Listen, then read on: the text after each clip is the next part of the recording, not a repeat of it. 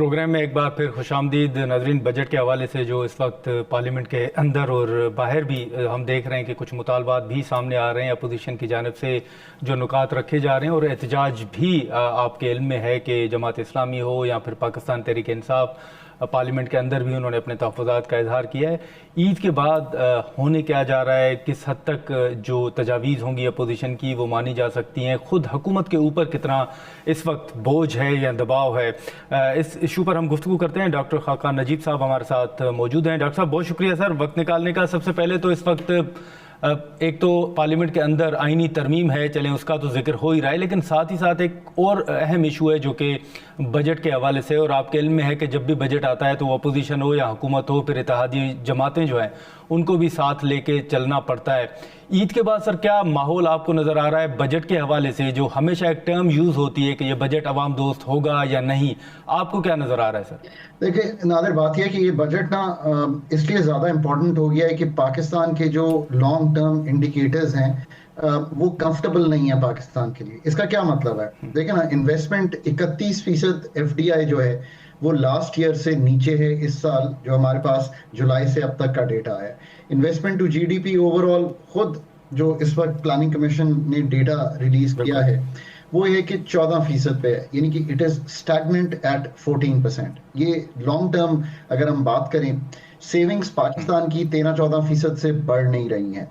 सो आप ये दिखाई देगा कि एक हाई एंड फिस्कल कंसोलिडेशन जो होनी चाहिए, हाई एंड मैं इसलिए कहता हूं कि वो बहुत ज्यादा टैक्सेस के निज़ाम पर मुबीत है। और आपने जिस तरह मैन्युफैक्चरिंग पे 54% tax, personal income tax 1 crore से ऊपर 38%, जो 6 लाख की सतह है कि एग्जाम्पशन शुरू होती है, पता नहीं, मतलब अब मेरे ख्याल में 8 या 10 लाख हो जानी चाहिए। With holding, presumptive, turnover taxes, GST 18% पे ही मेंटेन करना, PDL स्पेशली पेट्रोलियम लेवी वो 1428 अरब इस साल कलेक्ट करना, अगले साल 1727 अरब पे ले जाना। यार अगर हमने इन टैक्सेस के साथ अगर मुल्क को आगे इसी तरह चलाया तो ये 1 साल और भी ऐसे ही गुजर जाएगा। यानी कि मैन्युफैक्चरिंग पे प्रेशर रहेगा, एग्रीकल्चर इनकम टैक्स को कलेक्ट ना करना, रिटेलर और होलसेलर पे जिसे कहेंगे उस कंप्लायंस से ना जाना।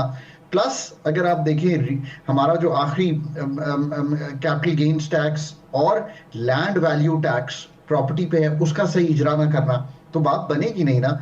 और ये इंपॉर्टेंट इसलिए भी है बजट नादिर कि ये IMF के होते हुए 27 में जाकर सितंबर अक्टूबर में प्रोग्राम खत्म हो जाएगा, तो है तो ये सेकंड लास्ट बजट, पर जो 1 साल गुजरना है पूरा वो ये उसका लास्ट बजट है।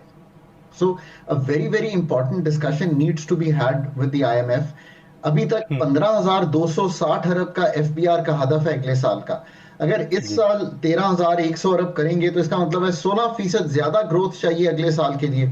उसके लिए तो आपको 400-500 अरब के नए टैक्सेस चाहिए होंगे, वो कहां से आएंगे? और उस इकोनॉमी को जो ऑलरेडी मिडल ईस्ट कॉन्फ्लिक्ट का दुनिया भर में एक इम्पैक्ट ले रही हो, लॉन्ग टर्म इंडिकेटर्स सेविंग्स और इन्वेस्टमेंट के वीक हों, पावर्टी 29% पे हो, तो how do you want to take this country ahead? That is the question the budget must be asking. जब आप रिलीफ कहते हैं तो यार मैं रिलीफ समझता हूं कि क्या हमने एनर्जी पे टैक्सेस कम किए? मैं अगर आपको आपके बिल में जो टैक्स आता है वही बताऊं तो आप हैरान हो जाएंगे कि मतलब हम कैसे उसको हैंडल कर रहे हैं। क्या हमने इन्वेस्टमेंट फ्रेंडली FBR की पॉलिसीज प्लस प्रोविंशियल पॉलिसीज बनाई? क्या हमने ग्रोथ एनहांसिंग मेजर्स लिए बजट में? फिर जो दूसरी बात, एक बात और कर लूं फिर आप सवाल नादिर, जो दूसरी साइड है ना जो बहुत कमजोर है पाकिस्तान की, और वो है एक्सपेंडिचर साइड का रिफॉर्म। वो हम करते ही नहीं है, मतलब we don't get to it because tax takes all our effort.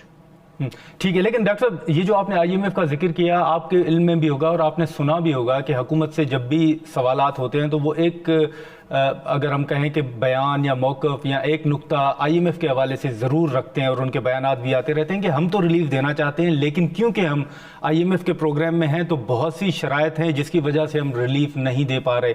तो ये जो बजट में IMF की मुदाखलत या बजट IMF बनाता है, ये तासुर किस हद तक दुरुस्त है? IMF ब्रॉडर कॉन्टूर्स जो है वो जरूर आपसे डिस्कस करता है बिफोर बजट साजी, पर IMF जो है इस प्रोग्राम का ओनर नहीं है। कंट्री अथॉरिटीज का ये प्रोग्राम है, ये सपोर्टेड है by an extended fund facility of the IMF. Letter of intent पे दस्तखत पाकिस्तान, श्रीलंका, अर्जेंटीना, इजिप्ट, जो जो ममालिक इस प्रोग्राम को लिए हुए हैं उनके होते हैं। एमईएफपी का हर वर्ड निगोशिएटेड होता है और कंट्रीज आईएमएफ के पास जाती हैं, आईएमएफ किसी कंट्री के पास नहीं जाता। तो अगर हम ये सारी क्लैरिटी ले लें तो इस प्रोग्राम की ओनरशिप आप लें। क्या आईएमएफ आपको ये कह रहा है कि 17 सब्जेक्ट आप वफाक में चला रहे हैं, ये नीचे चले गए हैं 18वीं तरमीम में, आप ये subject food, agriculture, poverty, climate, ज़कात, उशर, एजुकेशन, हेल्थ चलाते रहें? क्या आईएमएफ ये आपको कहता है? क्या आईएमएफ ये आपको कहता है कि आप अपने लाइन लॉसेस या जो आपके टीएनडी के लॉसेस हैं या कलेक्शन की कमी है वो मतलब पूरी ना करें? क्या आईएमएफ आपको कहता है कि आप डायरेक्ट सब्सिडी के निज़ाम पे ना जाएं? क्या आईएमएफ आपको कहता है कि आपके 80-90 एसओईज हैं और इनको प्राइवेटाइज ना करें? देखें, let's talk sense. Agriculture income tax 78 years में हमने लेजिस्लेट नहीं किया। आईएमएफ ने आकर आपको ये कहा कि इसको लेजिस्लेट करें, कोई गलत बात है नादिर? तो मैं भी यही कहता हूँ, जब कंट्री इकोनॉमिस्ट भी आपको यही कह रहे हैं कि आप ये काम करें और आईएमएफ भी आके ये कह रहे हैं, तो देन तो ब्रॉडली एग्री हो जाएगा। बट ये बात लेकिन डॉक्टर साहब, ये जो बीच में कुछ खबरें आई कि कंपनीज जो हैं वो पाकिस्तान छोड़कर जा रही हैं, हमारी कैसर शेख साहब के साथ जो कि बोर्ड ऑफ इन्वेस्टमेंट के मिनिस्टर भी हैं, उनसे भी गुफ्तगू हुई, वो खुद इस बात का एतराफ़ करते हैं कि यहाँ पर टैक्सेस और जो एक सिस्टम है उससे बड़ी मुश्किलात का सामना करना पड़ता है मुख्तलिफ कंपनीज़ को। ये किस हद तक आप समझते हैं कि दुरुस्त है कि कंपनीज़ यहाँ पर कंफर्टेबल नहीं है पाकिस्तान में?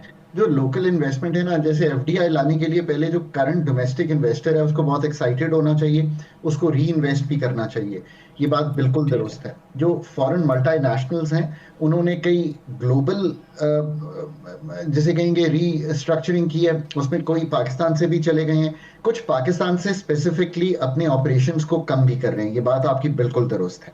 अब आप आ जाइए कि इसकी वजूहात क्या है। High energy cost, high cost of doing business, high regulatory cost, high compliance cost, high taxation. जब आप इन सबको पुट टुगेदर करें और फिर एक वक्त ऐसा आया जब हमने डिविडेंड्स को रिपैट्रिएट करने से रोका, तो ये जो रिस्क है ना, ये कंट्रीज प्राइस कर नहीं सकती। ये कंट्री रिस्क ऐसा है जो कि प्राइस करना उनके लिए मुश्किल है। तो मैं बार बार ये समझाने की कोशिश करता हूँ कि पाकिस्तान के लिए एक नादिर मौका है कि वो अपने डॉक्टर से ये सारी सर्जरीज करवा लें। कंट्रीज का जो रिस्क प्रोफाइलिंग है और इस तरह की रिस्क प्रोफाइलिंग है कि पॉलिसी कंसिस्टेंसी या दूररस पॉलिसीज और उनकी डेप्थ अगर नहीं होगी तो फिर आप ले नहीं सकते। दुनिया में जो मनी है ना वो वहां नहीं जाती जहां पे ये सब चीजें एग्जिस्ट ना करती हो। इन्वेस्टमेंट क्लाइमेट अच्छा ना हो, कॉस्ट ऑफ डूइंग बिजनेस अच्छी ना हो, ease of doing business exist ना करती हो, डीरेगुलेटेड इकोनॉमी ना हो, लिबरलाइजेशन ना हो, इन एंड आउट मूवमेंट ना हो, ये सारी चीजें पाकिस्तान को करनी है। हम कर ये रहे हैं फॉरेन इन्वेस्टमेंट और लोकल के लिए भी कि हमको कहते हैं ये प्रोजेक्ट है जी आप कर लें। No one's interested कि you tell me what the project is. People are interested कि क्या मार्केट है, क्या कॉस्ट ऑफ डूइंग बिजनेस ठीक है, क्या ट्रेड है, and then they come and work with. अच्छा ठीक है डॉक्टर साहब, एक आखिरी सर सवाल होगा। ये जो आपने लेवी का जिक्र किया और आपके भी इल्म में है कि जब से ईरान और अमेरिका के दरमियान ये जंग का सिलसिला एक शुरू हुआ है, अभी तो सीज फायर है, लेकिन इसमें एक जिक्र जो है वो स्ट्रेट्स का हो रहा है कि स्ट्रेट ऑफ हॉर्मुज की बंदिश की वजह से पाकिस्तान के अंदर भी असर पड़ा है उसका और पेट्रोल की कीमतों में इजाफा हुआ है।